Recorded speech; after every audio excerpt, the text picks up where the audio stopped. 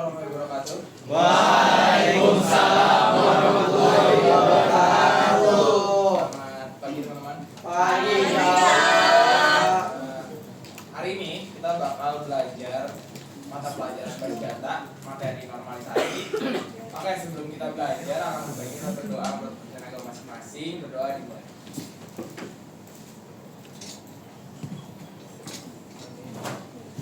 Oke, berdoa selesai. Untuk pertemuan 10 saya absen dulu.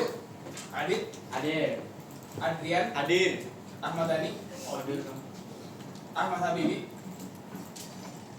Aisyah Kurniati, Aisyah Nirmala, Aisyah Nurahmawati, Arfad Imari, Wayan, Fajri, Aziz Kashi, Bima Febi, Ibu Wahyu, Fajar Andika, Farel, Ale, Felix, Floren, Geruda, Juan, Mahadewi, Afif, Mahdi, Fabian, Naradias, Pipit, Raden, Raisya, Deteksi, Asel, Rido, Rivaldi, Sami, Sela, Yuda, sama Diana. Oke, itu absensi hari ini ya. Semoga kalian dalam keadaan sehat buat belajar hari ini. Ya, bisa menyaksikan dan mengikuti pelajaran hari ini dengan serius ya. Kita masuk ke normalisasi. Oke, teman-teman tahu nggak sih normalisasi itu apa dalam bahasa data? Apa itu normalisasi? Ada yang jawab? Satu orang? Saya Kak, Apa? mengubah data menjadi lebih efisien. Oke, timbang lu.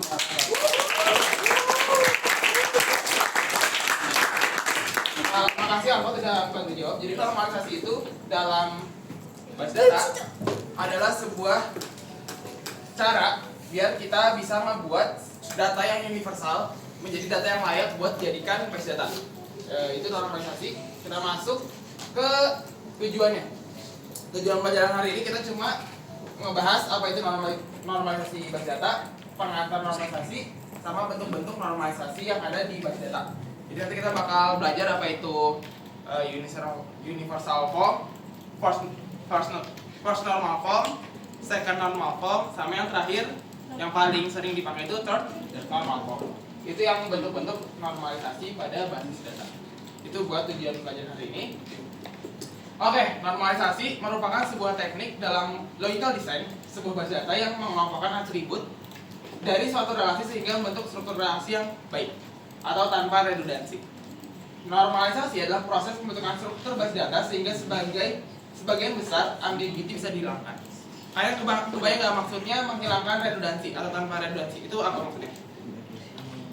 Menghilangkan hal yang sama. Oke, berarti menghilangkan data-data yang nggak bakal kepake sebenarnya. Itu fungsi normalisasi. Tujuannya ini yang tadi menghilangkan double data, mengurangi kompleksitas, sama mempermudah pemodifikasian data. Itu dalam normalisasi ya tujuannya. Oke, prosesnya data diuraikan dalam bentuk tabel, selanjutnya dianalisis berdasarkan persyaratan tertentu ke beberapa tingkat. Apabila tabel yang diuji belum memenuhi persyaratan tertentu, maka tabel tersebut perlu dipecah menjadi beberapa tabel yang lebih sederhana sampai memenuhi bentuk yang optimal. Oke, jadi kita coba ngejelasin lebih rincinya. Misalnya nih, dalam kata data diuraikan dalam bentuk tabel. Nah, berarti kita langkah pertama itu biasanya sebuah perusahaan yang ingin datanya jadiin base data, mereka tuh memberikan datanya menjadi berbentuk tabel. Kita convert data kayak gini menjadi tabel biasa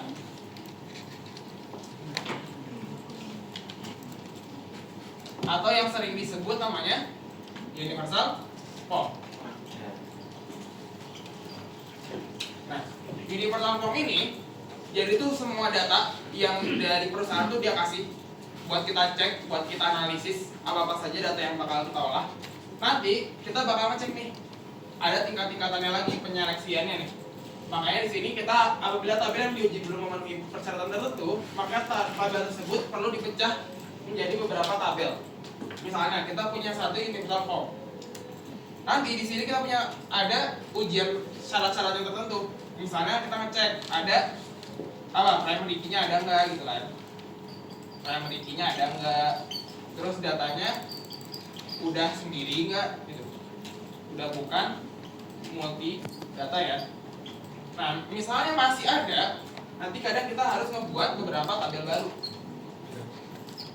Nah, ini yang disebut proses normalisasi. Jadi yang awalnya satu tabel bakal kita pecah dengan syarat-syarat tertentu. Sampai proses normalisasi ada pertanyaan? Jelas ya? Oke, lanjut. Oke, tahapan normalisasi yang saya tadi udah contohin. Tahapan normalisasi ini dimulai dari tahap paling ringan, first normal form, hingga paling ketat, fifth normal form. Jadi biasanya hanya sampai untuk kita, untuk yang udah normal aja tuh kita cuma 3 NF aja. Kalau buat perusahaan-perusahaan yang masih datanya nggak terlalu big data, yang masih di sekitaran sampai 1 juta data aja, itu cuma sampai normal form.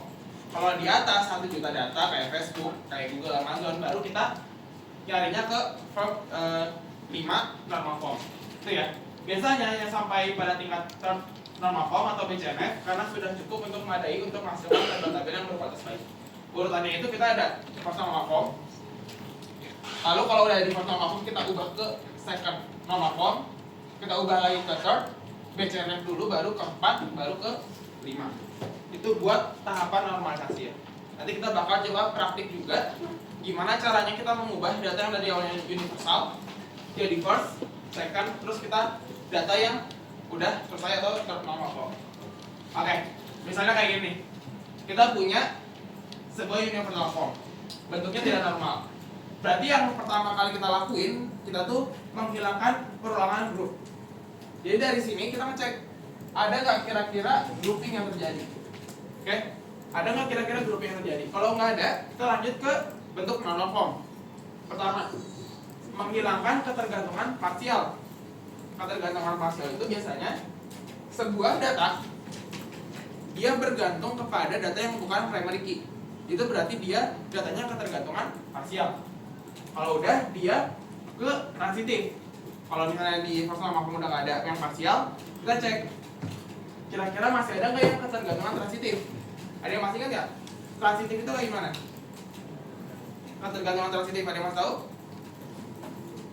Data yang tidak ada hubungan. Ayo, dikit lagi. Data yang tidak bergantung pada primary key. Data yang bergantung pada primary key tapi masih melewati salah satu data yang bukan primary key. Nah kayak gini nih, dia primary key. Oke. Kayak gini. Dia primary key. Nah ini ada data. Nah ini dia data lagi. Nah si ini namanya transitif karena dia ke primary key itu melewati sebuah data yang bukan primary key. Itu yang transitif. Itu kita hilangin. Data-data yang kayak gini bakal kita buat tabel baru dengan primary key baru ya.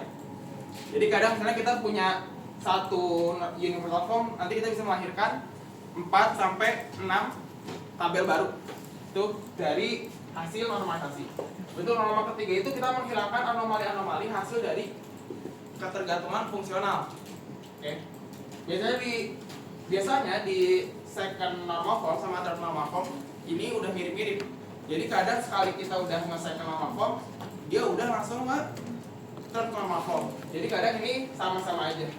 Terakhir kita ada 2 lagi yang BCNF sama yang NF. Oke. Itu buat langkah-langkahnya. Nah, oke, normalisasi singkat aja, sebuah tabel dikatakan baik atau efisien atau normal jika memenuhi 3 kriteria sebagai berikut. Jika ada dekomposisi atau penguraian tabel, jadi misalnya dia awalnya 1, kita harus menguraikan. Nah, itu baru disebut tabel yang baik. Maka di koefisiennya harus dijamin aman. Artinya setelah tabel tersebut diuraikan menjadi tabel-tabel baru, tabel-tabel baru tersebut bisa menghasilkan tabel semula yang sama persis. Jadi ini kayak gini nih. Kita punya satu tabel besar, universal. Terus kita urai, tapi tabel-tabel yang diurai itu masih harus berhubungan sehingga kalau kita run dia masih bisa menghasilkan satu tabel yang sama. Oke, itu buat normalisasi. Kita lanjut ke contoh. Contoh ini tabel universal, teman-teman. Di sini kalian bisa lihat ada NRP, mahasiswa nama, mahasiswa lama, kode kuliah, nama kuliah, SKS, kode, ini huruf, dosen nama sama alamat. Yang kalian harus lihat dari universal itu pertama apa? Nama kolom harus unik ya. Nggak boleh nama kolom yang sama. Jadi sini kalian udah pastiin nggak ada nama kolom yang sama. Oke, itu ini untuk bentuk-bentuk normalnya. Dan ini buat contohnya ya. Contoh yang tadi, contoh kita punya tabel yang tidak satu NF. Contohnya itu dalam misalnya kita punya data mahasiswa atau tabel mahasiswa. Dalam tabel mahasiswa kita punya kolom hobi. Dalam kolom hobi kalau teman-teman lihat ada 3 nilai atau 3 value yang harusnya nggak boleh ya. Nah, 3 value ini harus kita ubah kayak nanti kayak gini. Nah, harus kita ubah menjadi 2 tabel baru. Nggak boleh kayak yang nomor 2. Nah, mau kayak gini nggak boleh. Karena hobi 1, 2, 3 ini nanti jatuhnya dia tetap berhubungan sama data yang bukan primary key ya. Jadi biar kita punya data yang normalisasi, kita harus membuat dia menjadi tabel baru. Itu buat contohnya. Oke. Itu aja teman-teman buat pertemuan hari ini. Nanti bakal saya kirim tugasnya. Tugasnya kalian mengubah universal form ini menjadi cross nama form. Itu sampai sini ada pertanyaan? Oke, kalau tidak kita tutup dulu pelajaran hari ini. Kita tutup dalam doa lagi, doa menurut agama masing-masing, berdoa.